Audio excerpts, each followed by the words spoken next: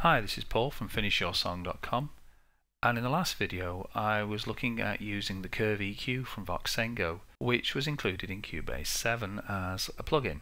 And in this video I want to use Curve EQ to compare an MP3 and a WAV of the same song.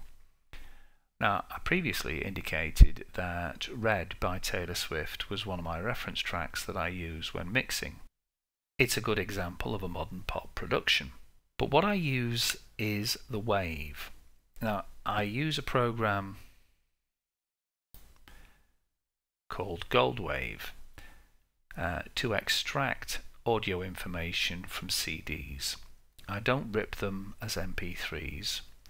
When I extracted my reference tracks from the CDs in my collection, I used GoldWave to extract them as WAV files in their original full format.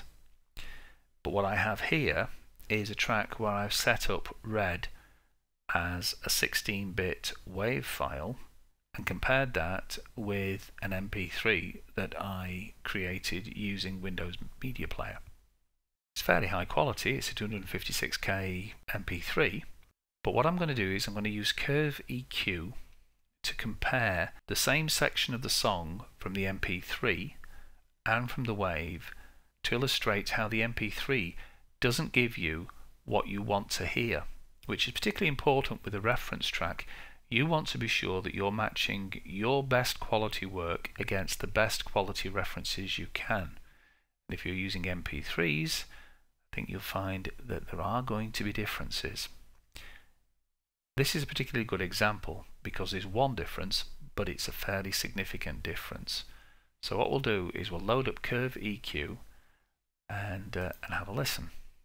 Oh, actually we're going to load up Curve EQ and have a look, because of course I can't actually play you the track for copyright reasons. But anyway, we're going to static and match, and what I'm going to do is I'm going to play it, and whilst Red is playing on screen, you're going to get to hear something of mine.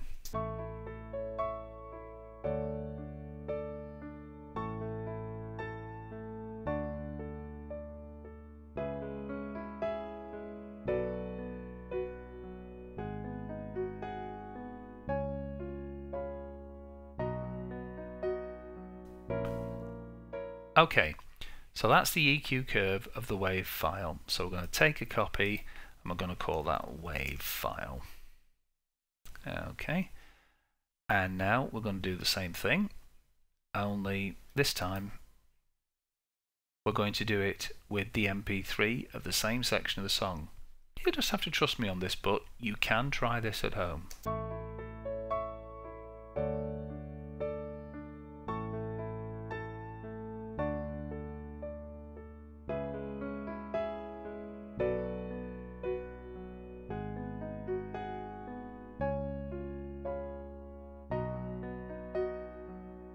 Okay, so there doesn't look to be a significant difference on screen, but look here, there's a very definite area here where there's a discontinuity between the lines.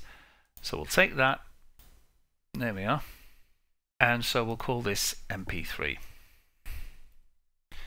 Okay, so now we can see, now that we've shaded them out, that there is a definite difference. Some of it might just be a question of level, but there's a definite discontinuity down here. So what we're going to say is that the WAV file is the reference, and we're going to apply that to the MP3, and now we're going to match the spectrums and see what happens. And it's not that bad all the way along, although the MP3 does have a slightly enhanced bass response at around 100 to 150 Hz, and it's fairly flat with a few tweaks all the way up to 10K, when all of a sudden the MP3 loses its sparkle and the WAV file has it all. And there's a fairly high boost there. It's a 3 dB. So between 10K and top end of the range, you've lost 3 dB of air from the mix. So if you were referencing the MP3 of Red against your mix, if you match it perfectly, inevitably it's not going to sound as bright as the original because the copy of the original you're listening to isn't as bright as the original recording. As I said on the other video, this is a fairly bright modern pop song, and this is an example of where MP3s can lose information. So it's just something to be aware of.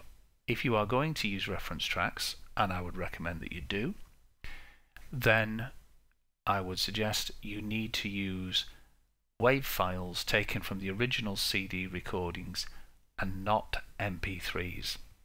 With that thought, I shall leave you until next time, when we'll have a look at how you can use reference tracks in your mix quite straightforwardly. And until then, you take care of yourselves.